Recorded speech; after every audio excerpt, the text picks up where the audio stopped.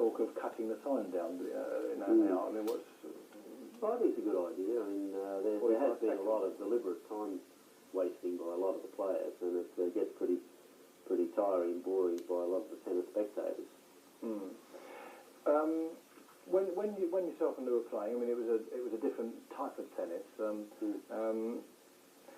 It seemed, again, I think we've asked this question before, but it seemed a lot of fun. I mean, you know, it was a fun. You enjoyed it. It was fun. Would that be? Well, we were always competitive. Yeah, of course. You wanted to win. Yeah, I mean, there did seem to be the occasions when everyone was trying to let their hair down a little bit, or certainly on the court have a few moments of relaxation. But certainly off the court, everyone was pretty friendly, and I know the Australians, everyone had a pretty good relationship and good camaraderie with everybody, because we travelled a lot. We were away from home a lot, and generally in those days, certainly in the earlier professional tennis days, and you know, we were not able to have our wives with us. We just really couldn't afford them to be away for any great lengths of time, and so you know, the guys were always together, and the Australians have a good reputation for being competitive but having a nice time with each other. I think it's just because we would have to travel and be away from our home a lot of the time. Talking of travelling, so you've been to nearly every country that where tennis is played, obviously. Well, yes, I haven't been to some of the northern European countries, eastern countries, but pretty well everywhere. Where out of the 4 major tournaments, I mean, I know you're Australian, you say maybe, but I mean, is Wimbledon the one that everybody wants to win? Well, I think from an Australian point of view, yes, Wimbledon is the #1 event, and as we were saying earlier, most of our players try to develop their game on grass courts. Now that may be changing a little bit. It certainly has had an impact in Australia, because our summer season of events is now played on a hard surface type court, which I think is not really good for tennis, but that's what's been adopted at this stage. So it has created an impact where players want to change their technique, change their style of play a little bit from rather a typical grass court play. But I think generally our Australian players, if they want to win an event, it's always Wimbledon, and that was you know, winning your own national championship, and certainly playing Davis Cup representing your country. It's always an ambition for any young players. And your 4 times where you unfortunately didn't win it, I mean, there's a true span in years, wasn't there? I mean, it's quite incredible span in years. Yeah, well, maybe longevity was my strong suit. Obviously it is, yeah. About the only thing, maybe. Not too strong any other way, but no, you know, I'm very proud of my play at Wimbledon. It was spread out over a few years, because in 1954 and 56, when I lost in the finals, I suppose now I could say I was too young, and then the last 2 times in 1970 and 74, I was too old to win, but not necessarily, you know, really on those days I just lost to better players. But I did lose a lot of years in between, because at the end of 1956, I went into the professional ranks, and of course that was when there was a distinction between amateur tennis and professional tennis, and Lou came into the pro ranks after he'd won Wimbledon in 57, and so that brought us back together again, either as a doubles pair or against each other in singles or whatever. But in the earlier pro tennis days, it was pretty hard going. It was a pretty hard slog, and it was hard to keep your desire and enthusiasm, because we were never really too sure what was ahead. So I missed 11 years of having the chance to play at Wimbledon, until once again we had the chance in 1968. But when we went into the professional ranks, well, we thought, well, we've made a decision, and you know, you've had some good times in those major events, and you're going to you know, you have to forget about that. But we were lucky that we had a chance to come back again. So I was fortunate that I was still playing well enough to win a few tournaments. Yeah. Did Lou ever tell you about his dream of coming to Spain? I mean, he came, I think, in 67. 67. Did he ever indicate to you had this dream with Jenny and the family to move here? Well, not probably in a direct manner, I don't think. Lou kind of spoke a little bit about it to the guys. I remember we were in South Africa on one of the pro tours, and that was when most of us then were planning just to fly back home to Australia. And Lou said, no, I'm going back up to Spain to see Jenny, and we're having a look at some places up there. So I think that was then when they made a decision to come from Australia. Yeah, when I spoke to him last, we sat there. You know, I know you're going up there, and actually you've never been up there, have you, Ken? In your No. So you know you're going to see something quite special. Yeah, so you've got a little sort of a den to the right of the barn. There's a lovely picture in there of we're back at the picture of Lou again. Oh, right. Yeah.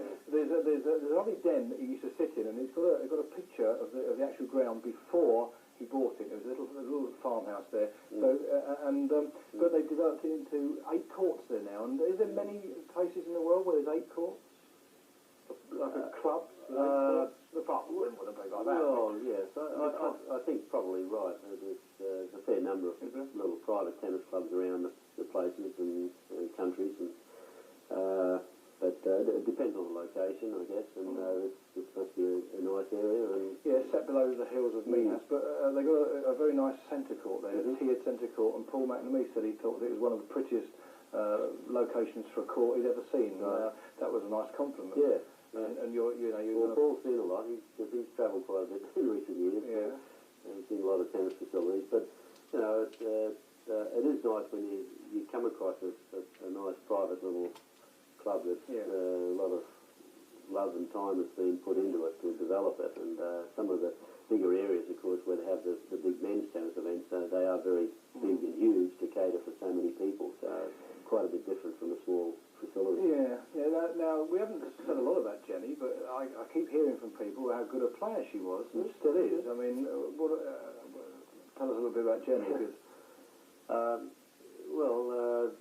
I first met Jenny probably the same time Lou did when we went to Melbourne for some of the junior tennis, and Jenny at that stage was one of the leading junior girl players in Victoria, and was a left-handed player, and she certainly performed pretty well and won quite a lot of tournaments in the women's circuit, and had several trips overseas with the Australian women's team. So I think in her day and age as a tennis player, she was quite made an impact on the game. And I know she plays quite a lot now still. And so again, a predominance of left-handed players in the early years seems to be. Or is it? Well, maybe. Yeah. Well, I suppose you can go to Mervyn Rose or Neil Fraser. And certainly Rod Laver. You can't go too far past Rod, but then we have Tony Roach, and I think going back many years, I mean, left-handed players, there was a few of them, but we're all kind of, I suppose, from a technical point of view, most had weaker backhands, but it seemed like Rod changed that impact, and Tony Roach as well, because most left-handed players now have great backhands. One of the things I read about you, it was almost incredible to read, that Jack Kramer was rating players of their shots they had. He was talking about 10 shots that players had. And he said that Ken Rosewall had 5 of the best 10 shots there are in tennis. Oh, did he? Oh. Now, that was... Now, I'll tell you what he did say. He said you had the best backhand, you had the best backhand volley, you had the best overhead shot, the best lob, and the best half volley. Now, what do you think? I presume your backhand was your best shot, wasn't it? Well, I mean, you've got 5 players have a favourite shot, and some players, they find it easy to serve, and just with a natural throwing motion, or and other players have a natural forehand, and so it seemed like in my early days I was kind of a little ambidextrous. My natural throwing motion is still left arm, and when I was small I did play with 2 hands, and my father thought at that stage, well, maybe you should really just think of being a one-handed player, because 2-handed play wasn't really the thing to do in those days, although we had some great 2-handed players in Australia.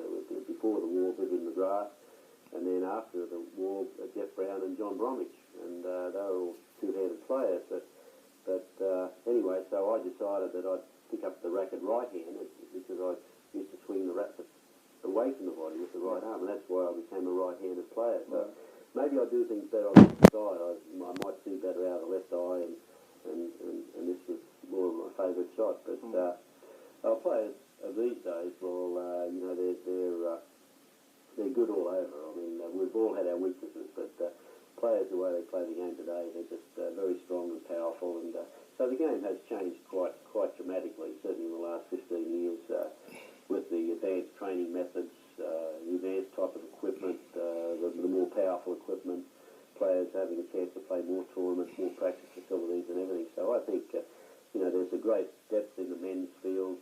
Women's tennis, we're finding a few new champions now. But you know, it would be hard to think that some of the players, the way their technique has them play the game these days, whether they would be as successful if they played with the older type of wooden rackets that we started with in the early days. I think Lou could play with anything. He would have been great with any kind of a racket. He would. But it would have